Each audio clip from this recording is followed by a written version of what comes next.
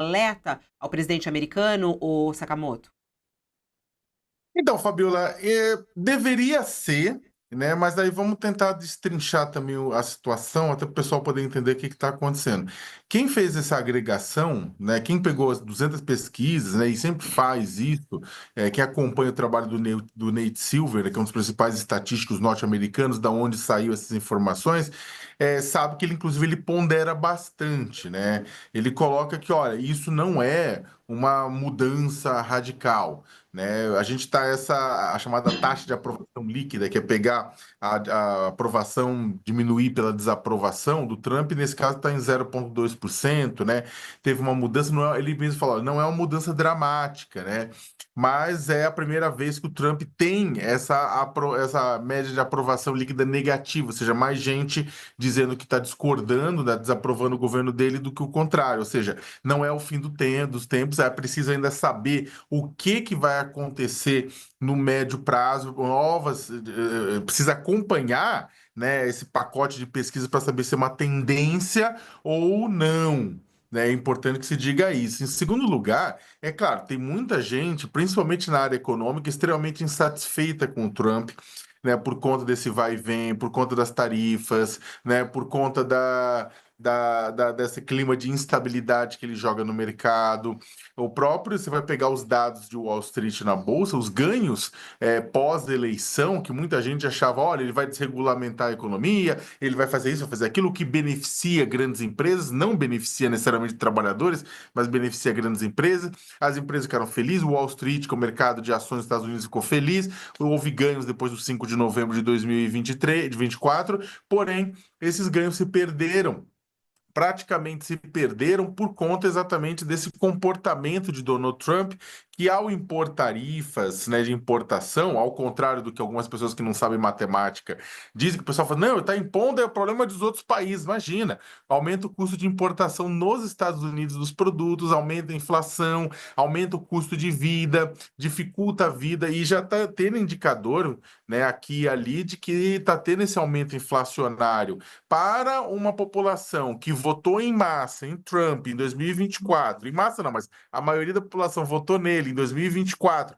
por conta, em parte, da inflação e da incapacidade do governo Biden e Kamala Harris de reduzir os custos de vida, né? Esse aumento do custo de vida, essa inflação que já está apontando para cima da meta de uma forma até consistente, acaba, na verdade, atrapalhando a popularidade dele. Por outro lado, e por isso que eu falo que tem que tomar cuidado para a gente esperar um pouco, né? Para tentar entender para onde essas tendências estão indo ou não, porque é o seguinte, se por um lado a população está insatisfeita com a forma como ele está conduzindo a economia, que cá entre nós, nos Estados Unidos é o que importa realmente, por outro lado, ele está tendo apoio quando as pesquisas são estratificadas com relação à expulsão de imigrantes, né?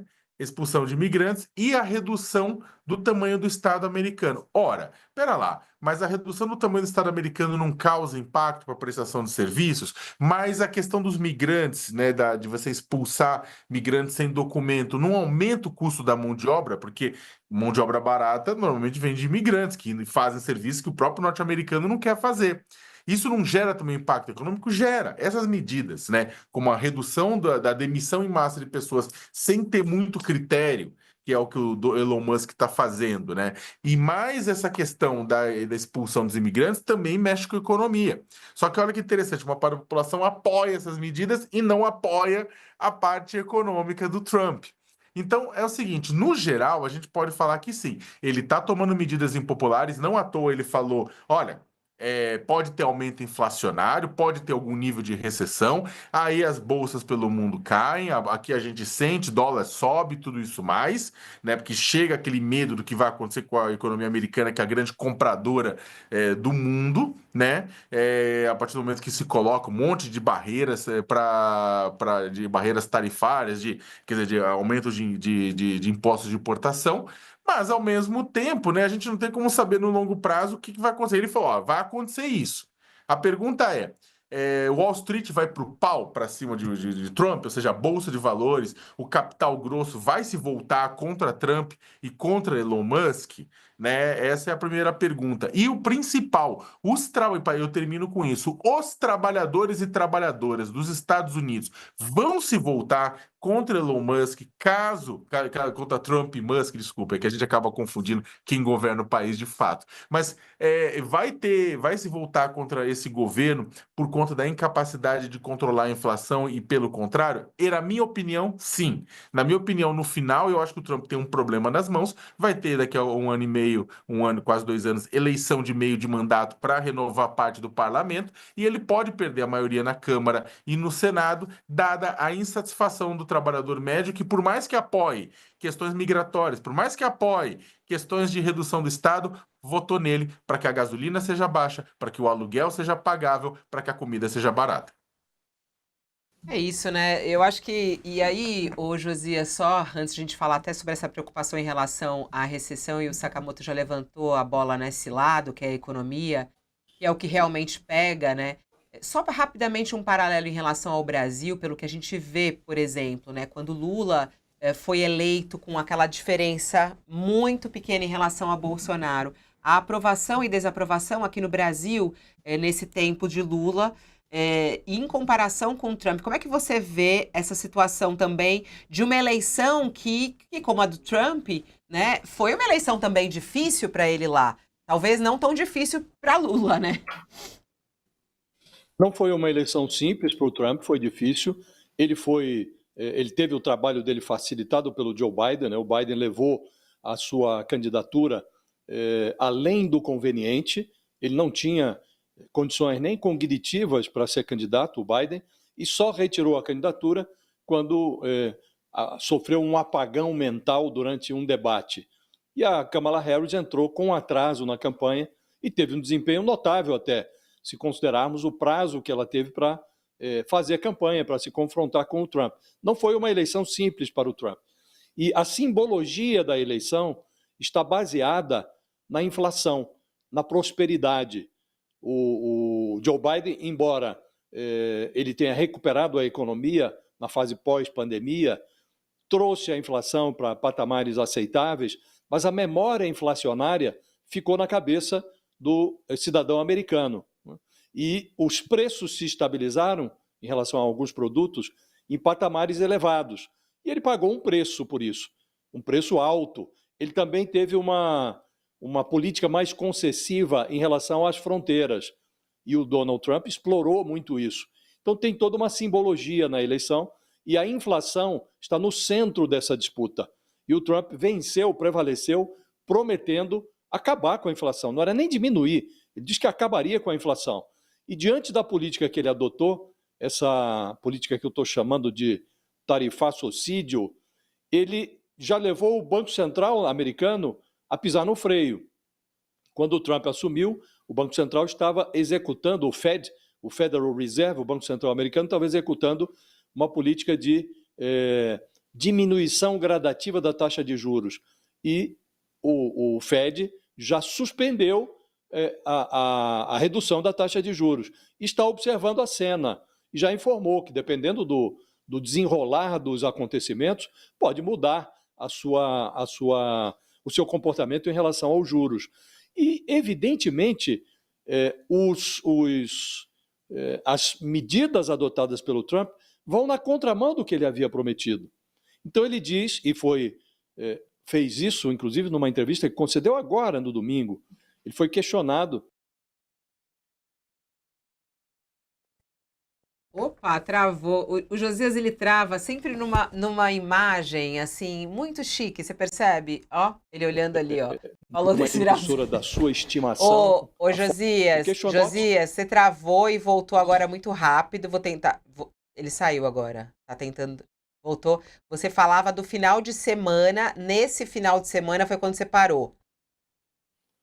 Nesse final de semana, numa entrevista que ele concedeu a uma emissora da sua estimação, a Fox News, o Trump se absteve de negar, quando questionado sobre a hipótese de ocorrer nos Estados Unidos uma recessão e uma alta da inflação. Ele não negou porque isso é inegável, esse risco está latente, ele está à flor da pele nos Estados Unidos. E ele sabe que não pode negar. E ele tenta desconversar. Não, há uma transição, mas nós estamos operando para trazer de volta para os Estados Unidos investimentos que hoje estão no exterior. Então, o americano olha para esta cena e percebe que aquilo que o Trump tinha prometido não é o que está acontecendo. E o americano vive hoje a síndrome do que está por vir. Todo mundo pressente que isso não vai acabar bem. Isso começa a se refletir nas pesquisas, ainda dentro da margem de erro, ainda há uma aprovação residual do Trump, tudo isso não despencou, mas é evidente que o Trump está agora sofrendo, ou começando a sofrer os efeitos da sua própria política. Então não tem o Partido Democrata, o adversário do Trump, está absolutamente desnorteado, não há uma oposição ferrenha nos Estados Unidos, a única resistência tênue a medidas que o Trump tem adotado vem do judiciário, muito tímida ainda.